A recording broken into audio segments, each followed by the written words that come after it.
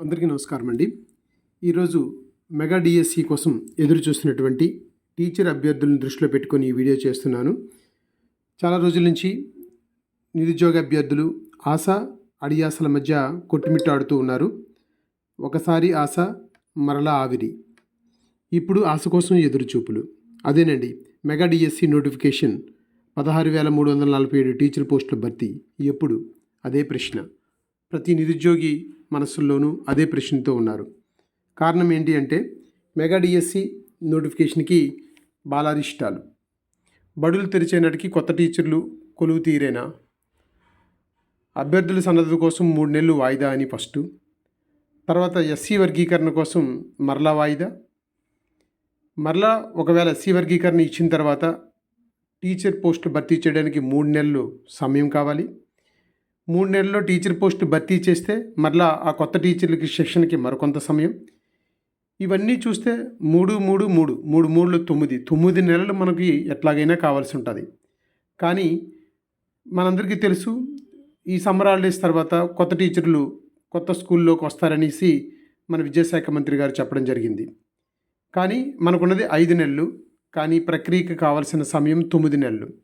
కాబట్టి కొత్త టీచర్లు కొత్త బడుల్లోకి రావడానికి వచ్చే సంవత్సరం చాలా కష్టంగా అనిపిస్తుంది. అయితే ఒకటే ఆశ మన విద్యాశాఖ మంత్రి గారు నారా లోకేష్ గారి మీద. ఎందుకంటే తను ఒక విజన్ ఉన్నటువంటి వ్యక్తి.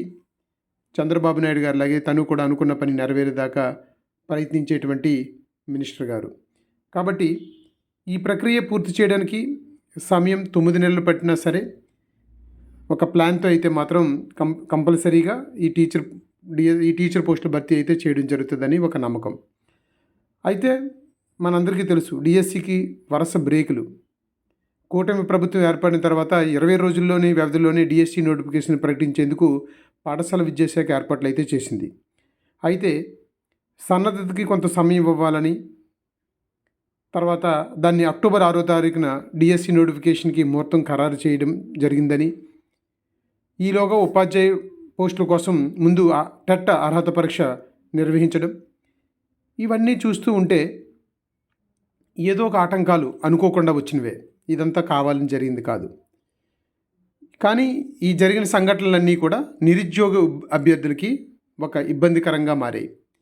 ఎందుకంటే చాలామంది ప్రైవేట్ జాబులు మానేసుకొని వాళ్ళకు ఉపాధి అవకాశాలను పక్కన పెట్టి డిఎస్సి టీచర్స్ పోస్ట్ కోసం వాళ్ళు పూర్తిగా నిమగ్నమై ప్రిపేర్ అవుతున్నారు.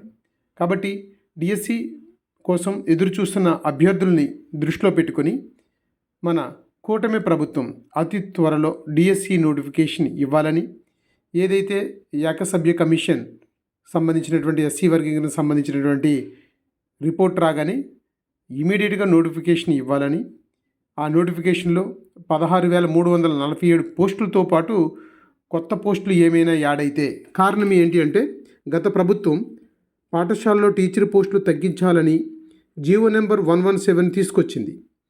ఇప్పుడు ఈ ప్రభుత్వం ఆ జీవో 117ని రద్దు చేయాలని నిర్ణయించడంతో కొత్త ఉపాధ్యాయుల పోస్టులు పెరిగే అవకాశం ఉంది. అవి కూడా యాడ్ చేయాలని, అలాగే అభ్యర్థుల కోసం ఏజ్ కొంచెం పెంచాలని, అలాగే ప్రజెంట్ ఇచ్చినటువంటి సిలబస్ అందరూ ప్రిపేర్ అవుతున్నారు కాబట్టి వారికి కోచింగ్ సెంటర్లు కొన్ని తెరవాలని ప్రభుత్వం తరపున, అభ్యర్థుల తరపున విన్నవించుకుంటూ, అభ్యర్థులు నిరాశ నిస్పృహకు లోను కాకుండా డిఎస్సి నోటిఫికేషన్ వస్తుంది, మీరు టీచర్ జాబ్లో జాయిన్ అవుతారు, వచ్చే సంవత్సరం టీచర్గా మీరు మీ విధులు నిర్వర్తిస్తారు.